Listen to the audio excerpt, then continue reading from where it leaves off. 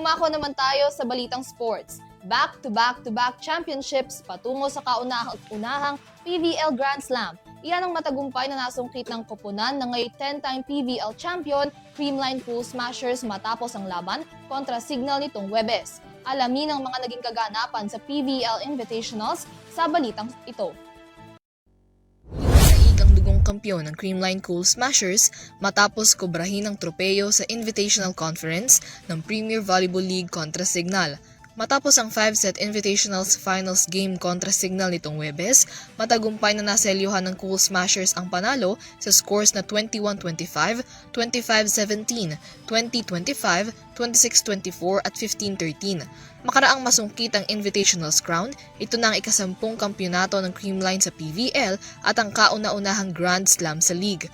Matatandaan na bago ang kanilang panalo sa Invitationals, nagkampiyon din ang koponan sa All-Filipino Conference at sa Reinforced Conference nito lamang nakaraang linggo.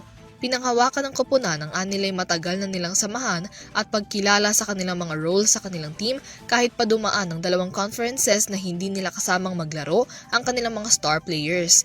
Sanib puwersang pumuntos tungo sa pagkapanalo ng koponan sina import player Erica Staunton na may 29 points, reinforced MVP Bernadette Pons na may 27 points, Invitationals best setter Kyle Negrito na may 25 excellent sets, 11 points para kina Pangs Panaga at kababalik lamang na Gemma Galianza, 8 points mula kay Bea De Leon at maigting na depensa ni libero Kyla Atienza.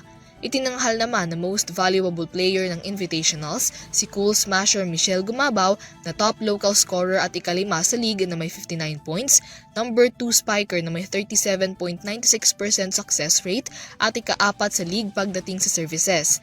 Ito ang kauna-unahan niyang MVP award mula sa PVL bukod sa kanyang titulo bilang 3-time PVL Best Opposite Spiker awardee. Para sa EuroTV News, Mia Layagin sumasaludo sa bawat Pilipino.